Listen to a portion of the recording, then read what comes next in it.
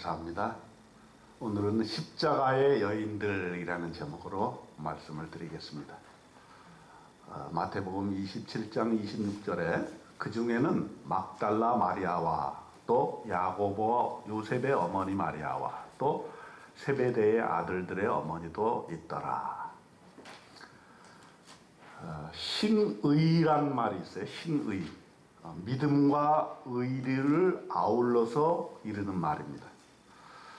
오늘날 사회가 복잡 다단해지고 이익이 충돌하게 되면서 신의란 말이 많이 퇴색되어졌습니다.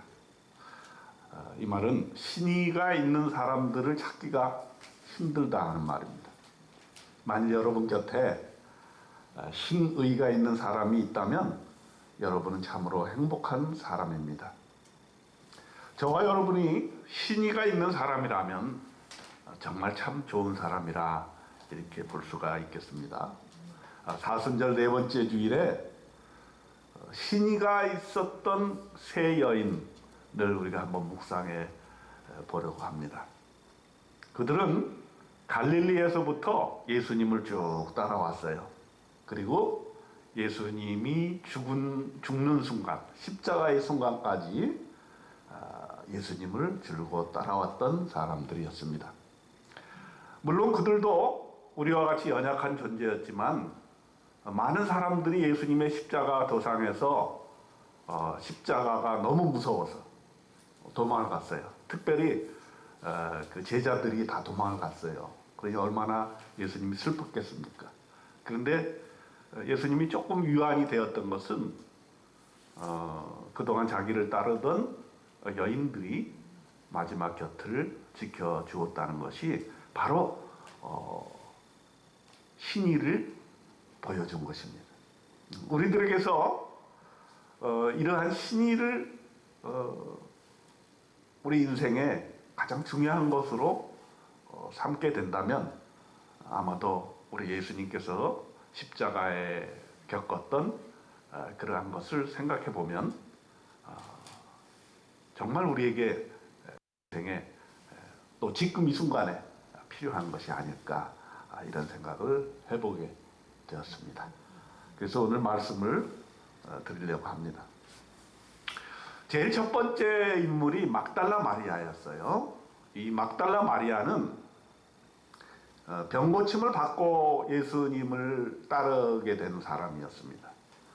누가복음 8장 2절에 보면 이런 말씀이 나와요. 또한 악귀를 쫓아내심과 병고침을 받은 어떤 여자들 곧 7 귀신이 나간 자 막달라인이라 하는 마리아와 그랬습니다.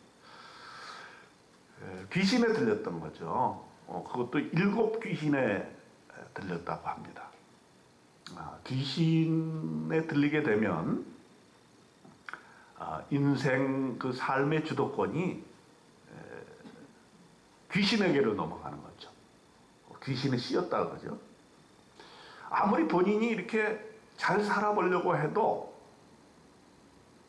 귀신의 위력 앞에 어찌할 수가 없는 거예요. 귀신이 하라는 대로 해야 돼요. 오늘 현대에서는 그런 일들이 그렇게 많지 않습니다만은 예전에는 그런 사람들이 꽤 있었던 것 같아요. 가끔 어렸을 때 이렇게 동네에도 보면은 그런 사람들이 많이 있었던 것으로 우리는 봅니다. 겉으로는 멀쩡해도 그의 영은 어두운 세력에 의해서 좌우된다 하는 것이죠. 그러니 그 인생이 얼마나 참 어려웠겠습니까? 자기는 잘 살아보고 싶은데 악한 영이 자기를 지배해가지고 그 악한 영에 억눌려서 아름다운 삶을 살지 못하게 되는 거죠. 근데 자기 힘으로는 그는 이겨낼 수가 없어요. 악한 영이 너무 강하기 때문에 인간 개인의 힘으로 쓴 것을 어찌할 수가 없는 거죠. 그런데 그녀는 예수님을 만났고 예수님에 의해서 그 귀신이 쫓아냄을 당했던 거예요. 그래서 귀신이 몸 밖으로 나가게 되니까 이제는 완전히 자유한 영이 된 거죠. 그리고 밝은 모습을 갖게 된 거예요. 참 아름다운 인생을 살 수 있게 된 것입니다. 지옥 같은 세상에서 천국 같은 세상으로 변하게 된 것이죠. 그러고 나서 이 여인은 내가 이렇게 아름다운 삶을 살게 된 것은 우리 주님 예수님 때문이다. 그래서 이제 이후로의 삶은 예수님을 위해서 내가 살아야 되겠다 하는 결심을 하게 됩니다. 그러니까 예수 믿어도 이런 결심하기 쉽지 않습니다. 내가 앞으로는 예수님만을 위해서 살겠다. 이러한 결심을 하기 쉽지 않은데 이 여인은 결심을 했어요. 내가 할 일이 많지만 그런 모든 것을 젖혀두고 우리 주님 하시는 일 내가 따라다니면서 그를 섬기겠다. 이렇게 결심을 했습니다. 그리고 그 이후로부터는 초지일관 주님 따라다니면서 주님의 사역을 돕고 십자가까지 가게 된 거예요. 어떤 사람은 가다가 처음에 결심을 아주 그냥 강하게 했다가도 도중에 그냥 변심을 하는 경우가 많아요. 그러나 이 여인은 처음에 내가 주님 위해서 살겠다 결심한 것을 끝까지 가지고 왔습니다. 끝까지. 그게 바로 신의거든요. 신의. 믿음과 의리가 있는 거죠. 믿음만 가지고 있는 것이 아니라 의리까지 가지고 있는 거예요. 끝까지 간다. 그것이 십자가라도 간다. 그리고 이제 성경에 보면 이 여인이 행한 행적이 좀 나와요. 그것이 바로 그 예수님의 발에 향유를 부은 사건이에요. 근데 거기서는 이름이 이렇게 막달라 마리아 이렇게 정확하게 나오지는 않습니다만은 대부분 성경학자들이 막달라 마리아였을 것이다 이렇게 봅니다. 누가복음 7장 38절에 예수의 뒤로 그 발 곁에 서서 울며 눈물로 그 발을 적시고 자기 머리털로 닦고 그 발에 입 맞추고 향유를 부으니 그랬습니다. 예수님의 발에 향유를 부어서 자기의 머리털로 예수님의 발을 씻었다는 것이죠. 이거 상당히 이제 그 당시에 논란이 많이 됐었어요. 왜냐하면 향유라는 게 굉장히 비싼 그 것이거든요. 그래서 보통 이제 여인들이 결혼을 준비할 때 그 향유를 이제 평생 돈을 모아가지고 향유를 준비한다고 해요. 그래서 이제 그 향유라는 것은 결혼할 때 한 번 쓰고 죽을 때 죽은 시체에 한 번 바르고 그렇게 인생에서 두 번을 씁니다. 보통 이제 부자들이야 뭐 많이 하겠지만은 보통 경제적으로 보통의 사람들은 두 번을 쓴다는 거예요. 한 번은 시집갈 때, 한 번은 죽을 때. 죽을 때 쓰는 거는 왜 그렇겠어요?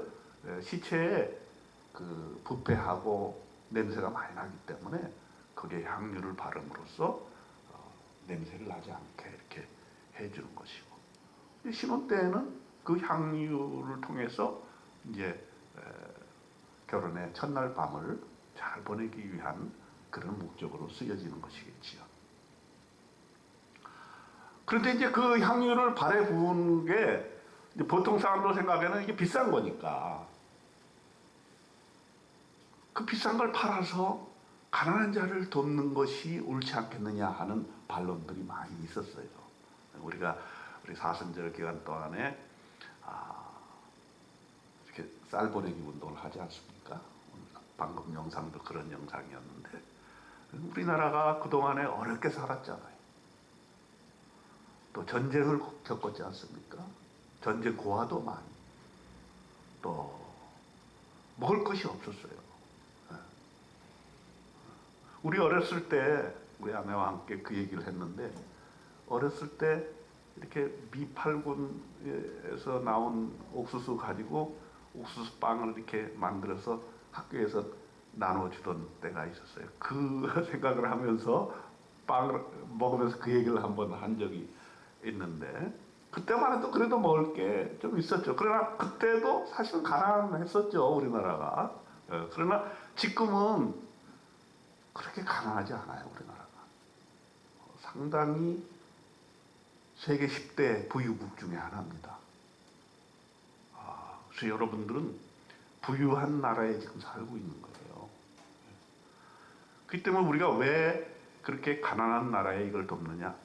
은혜를 갚는 거죠. 은혜를 갚는 거예요. 우리 백성들은 은혜를 갚는 백성이 되는 거예요. 그렇죠? 그럼 누가 해야 돼? 우리가 하는 거죠. 우리가.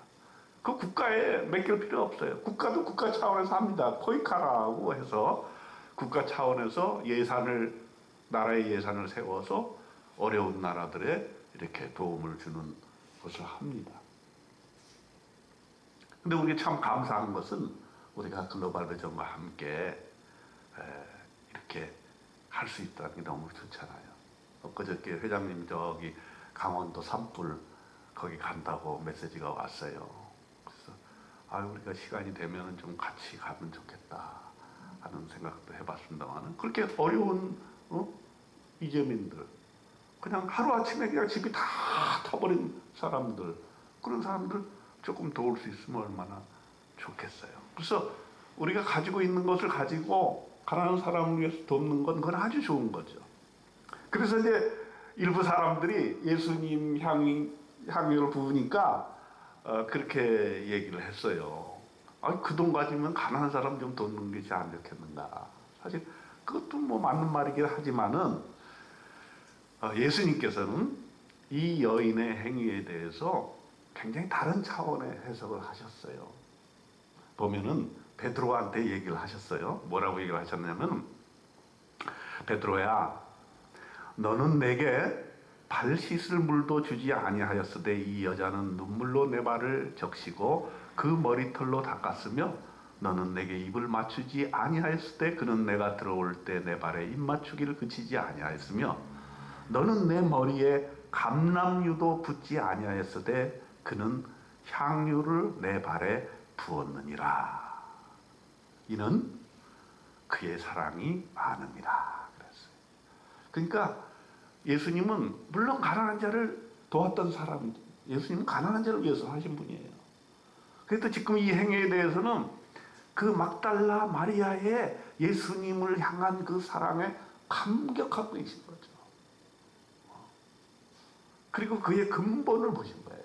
정말 그녀가 귀신으로부터 고통당할 때에 예수님이 오셔서 자기를 살려주셨고 귀신으로부터 해방되어서 진정한 인간으로 살 수 있게 도와주신 예수님에 대해서 자기가 가진 모든 것을 다 바쳐서 예수님께 그렇게 사랑의 표현을 한 것이고, 예수님 그것을 귀하게 보신 거예요. 다른 사람은 뭐라 그래도 예수님은 정말 너가 나에 대한 감사와 사랑과 감격을 표현하는구나. 그리고 이제 이렇게 눈물만 흘리고 있었던 게 아니에요. 이 막달라 마리아는 그 예수님의 사역을 굉장히 도왔습니다. 그래가지고 이제 몇몇 여인들과 함께 예수님이 어디 가서 사역을 하게 되면 그 사역 현장에 들어가서 그들을 섬기고, 사실 내가 보기에는 그들이 생활하고 또 밥 먹고 이런 그 주님의 제자들의 사역을 옆에서 다 도운 것 같아요. 그게 성경에 그대로 나타나 있어요. 그리고 이제 십자가 도상에서 예수님은 제자들이 다 이제 그 자리에서 도망을 가니까 얼마나 참 섭섭했겠어요. 그럼에도 불구하고 이 여인들이 준비를 했어요. 특별히 막달라 마리아는 그 예전에 예수님을 발로 씻었던 그 향유 그거 말고 주님의 십자가에서 예수님이 돌아가실 때의 마지막 시체에 바를 향을 준비한 거예요. 이거 쉽지 않습니다. 그런 거 생각하는 사람이 없어요. 지금 아무런 생각이 없는 거예요. 제자들은 그냥 도망갈 생각밖에 없고, 도대체 메시아라고 하는 이 예수 그리스도가 왜 십자가에서 죽어야만 되는가라는 생각을 할 겨를이 전혀 없었던 것이에요. 그런데 이 막달라 마리아는 냉정하게 예수님이 돌아가실 것을 미리 준비하고 향유를 준비했던 것이죠. 그래서 이제 돌아가신 다음에 무덤에 찾아갑니다. 여인 몇 명이서 무덤에 찾아가는데 가서 보니까 예수님이 부활하시고 없는 거예요. 그래서 부활을 제일 먼저 발견한 사람이 막달라 마리아였다. 그래서 이 막달라 마리아는 참 그 평범한 여인이었지만 또 아픔을 가지고 있는 여인이었지만 그가 성경에 보면 아주 예수님이 사랑하시는 그러한 여제자로 나타나는 이유가 바로 이러한 면이 아닐까 하는 것입니다. 믿은 처음부터 십자가 부활에 이르기까지 신의를 가지고 예수님을 따라갔다 이겁니다. 그래서 사순절 네 번째 주일에 우리가 이런 막달라 마리아의 신의의 모습을 한번 묵상해 보는 거 좋지 않을까 생각이 들고, 우리도 좀 그런 자세를 가지면 좋겠다. 뭐 좀 예수님 따르다가 조금 어려움이 있으면 확 변하고 이러지 말고 그냥 어려움이 있어도 꾸준히 믿음 가지고 의리를 가지고 꾸준히 신앙생활하는 그런 모습이 필요하다는 것이고, 우리도 또 그런 사람이 되었으면 좋겠어요. 예를 들어서 많은 사람들이 있지만 세상 사람들은 얼마나 신의를 저버립니까? 어제 했던 말도 획각 바꾸잖아요. 또 하다가 자기한테 유익이 안 되면 뭐 되게 함께 할 것처럼 하다가도 조금 나한테 손해가 될 것 같다면 획각 돌아서잖아요. 그게 인생이잖아요. 근데 우리 그리스도인들은 그러면 안 되겠다. 한번 이것이 옳다고 믿고 이것이 믿음이라고 믿고 이것이 정말 사랑이라고 믿으면 조금 어려워도 끝까지 가는 것이 필요하겠다는 것입니다. 그 다음에 두 번째는 예수님의 어머니 마리아가 있었어요. 이건 요한복음에 나타난 건데요. 이 어머니가 십자가에 아들이 지금 달려있단 말이에요. 그 심정이 어떻겠어요? 우리로 생각하면 지금 아들이 교수대에 있는 거야. 곧 죽을 거야. 그럼 그 심정이 어떻겠어요? 차마 못 볼 수도 있겠죠. 그 자리에 있을 수가 없을 거예요. 근데 그 자리에 예수님의 어머니 마리아가 계셨던 거예요. 사실 이 예수 어머니 마리아도 참 인생이 기구합니다. 예수님을 배웠을 때 그는 정혼한 처녀였어요. 그래서 남편이 좀 이상하다. 그래서 끊으려고 했어요. 그러니 이 마리아가 얼마나 참 정신적으로 충격을 받았겠습니까? 마태복음 1장 18절로 19절에 보면은 예수 그리스도의 나심은 이러하니라. 그의 어머니 마리아가 요셉과 약혼하고 동거하기 전에 성령으로 잉태한 것이 나타났더니 그의 남편 요셉은 의로운 사람이라 그를 드러내지 아니하고 가만히 끊고자 하였다. 그래서 메시아의 탄생은 이렇게 어머니의 동정녀 탄생이라고 하는 그러한 고통을 기반으로 태어난 것입니다. 그런가 하면 태어나자마자 또 죽을 고비를 넘겨요. 헤롯 대왕이 모든 아기들을 다 죽여라 명령을 내립니다. 왜냐하면 이 소문이 자꾸 나잖아요. 메시아가 태어났다 하는 소문이 나타나니까 예수를 죽이려고. 근데 예수가 누군지 어디서 태어난지 모르니까 다 죽이려고 명을 내렸습니다. 그래서 도망을 갑니다. 요셉이 일어나서 밤에 아기와 그의 어머니를 데리고 애굽으로 떠나가 헤롯이 죽기까지 거기 있었으니 예수님 어렸을 때 그 아기를 부둥켜 안고 애굽까지 도망을 간 거예요. 기구한 운명이다 이렇게 볼 수가 있겠습니다. 그리고 그 예수님 때문에 수많은 아기들이 다 죽었어요. 여러분 성지순례 가면 그 아기들의 무덤이 있어요. 예수님이 메시아로 태어나서 생존하기까지 수많은 어린아이들이 죽을 수밖에 없었다라고 하는 것입니다. 그리고 또 예수님이 12살 될 때, 12살 정도 되면은 요즘에는 사춘기가 빨리 오더라고요. 아마 예수님도 사춘기였는지 모르겠어요. 예수님이 없어진 거야. 어디서? 예루살렘 성전에 갔는데 예수님이 없어진 거야. 그것도 사흘 동안이나.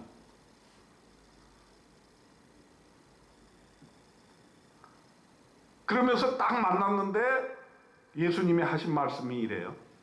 내가 내 아버지 집에 있어야 될 줄을 알지 못하셨나이까. 이렇게 부모한테 말씀을 하시는 거예요. 내가 보기에는 아버지는 좀 혼을 냈을 것 같고, 근데 어머니는 이렇게 표현이 나와요. 마태복음 2장 51절에 보면은 그 어머니 마리아는 이 모든 예수님의 말을 마음에 두니라 그랬습니다. 그때까지만 해도 그렇게 뭐 예수님이 메시아로서 이렇게 크게 두각이 되는 그런 때는 아니었는데 어린 시절에 예수님이 하신 말씀을 그 어머니가 마음에 간직하더라 하면서 어머니가 기다린 거죠. 기다린 거예요. 야, 여러분 어떻게 부모로서 자녀들을 어떻게 키우십니까? 기다림이 필요한 것 같아요. 그죠? 네. 그 요즘 그 4살짜리 우리 손녀딸이 이제 자아가 형성이 되잖아요. 그래서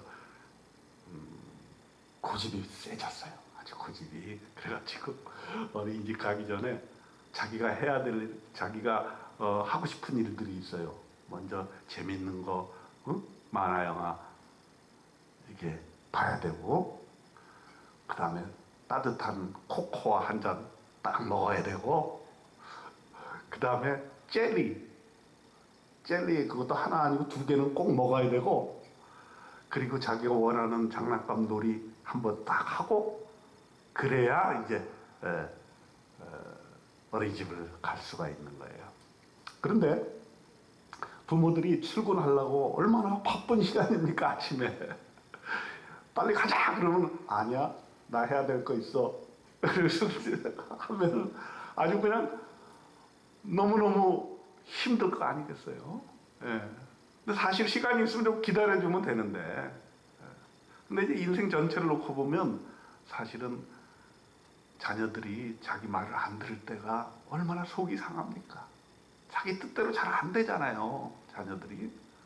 그럴 때 이 마리아, 예수님의 어머니는 제가 보기에는 기다려준 것 같아요. 그리고 예수님이 하는 말을 마음에 두고, 아, 예수님이 왜 이런 말을 할까? 아마 어렴풋이 마리아는 예수님의 메시아성을 짐작하고 있었던 것이 분명해요. 그래서 마리아는 어머니로서의 자녀에 대한 신의를 지켜줬다, 저는 그렇게 표현합니다. 사실 우리의 자녀들을 누가 끝까지 믿어줄 수 있겠습니까? 세상 사람들이 자녀들이 이제 나가서 살 때에 그 자녀들을 다 믿어주지 않을 거예요. 최후의 보루는 우리 부모님들이에요. 그래서 끝까지 믿어주고 끝까지 기다려주고 끝까지 사랑해주는 것은 부모님인데 그런 모습을 마리아는 우리에게 보여줬다, 이렇게 생각합니다. 우리도 마리아처럼 좀 기다려주는 사람 되었으면 좋겠어요. 또 끝까지 믿어주는 그런 사람이 되었으면 좋겠습니다. 세 번째 사람이 있는데 세베대의 아들들의 어머니가 있었습니다. 그 세베대의 아들들은 야고보와 요한을 말하는 거예요. 이 세베대의 아들들의 어머니 야고보와 요한의 어머니는 치맛바람의 대명사였어요. 예수님과 대화하면서 예수님께 자기 아들들의 자리를 청탁했던 사람. 성경에 보면 마태복음 20장 21절로 22절에 보면은 그때 세베대의 아들들의 어머니가 그 아들들을 데리고 예수께 와서 절하며 무엇을 구하니? 예수께서 이르시되 무엇을 원하느냐? 이르되 나의 이 두 아들을 주의 나라에서 하나는 주의 우편에 하나는 주의 좌편에 앉게 하여 주시옵소서. 자리 청탁을 한 거예요. 예수님이 뭔가 이제 위대한 인물이 될 것 같으니까 내 아들을 하나는 이 편에 하나는 좌편에 해가지고 내 아들들도 좀 자리 하나 차지하게 해 주십시오. 이렇게 했습니다. 그게 성경에 나와 있어요. 사실 우리 이 세상의 어머니들의 소원은 다 그렇지 않습니까? 어떻게든 아들이 잘 되기를 원하는 거죠. 자녀들이 잘 되기를 원합니다. 거기에 대해서 예수님께서는 이렇게 답변을 하셨어요. 너희는 너희가 구하는 것을 알지 못하는도다. 내가 마시려는 잔을 너희가 마실 수 있느냐? 십자가를 얘기하신 거죠. 자, 네가 나와 함께 좌편에 우편에 앉고 싶다고 하는데 내가 가는 길을 네가 아느냐? 내가 가는 길은 십자가 길이야. 그렇게 어려운 환경 속에서도 그 어려운 십자가의 길에서도 네가 좌와 우편에 앉을 수 있겠느냐? 이렇게 물었습니다. 그렇게 못하는 거죠. 이 야고보와 요한도 십자가 때 도망갔어요. 도망갔습니다. 그래서 나머지 10 제자들이 이 얘기를 듣고 굉장히 분해하게 되었습니다. 왜냐하면 자기도 예수님 옆에 탁 앉고 싶은데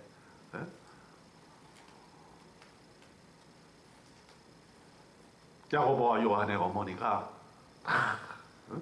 우리 아들만 이렇게 좀 해주세요. 이렇게 얘기하니까 나머지 10 제자들이 아주 분하게 여기면서 항의했다는 그런 얘기가 마태복음 20장 24절에 나오게 됩니다. 이렇게 이제 자기 자녀만 생각하면 사실 공동체의 분란이 일어나게 되는 것이죠. 그런데 이렇게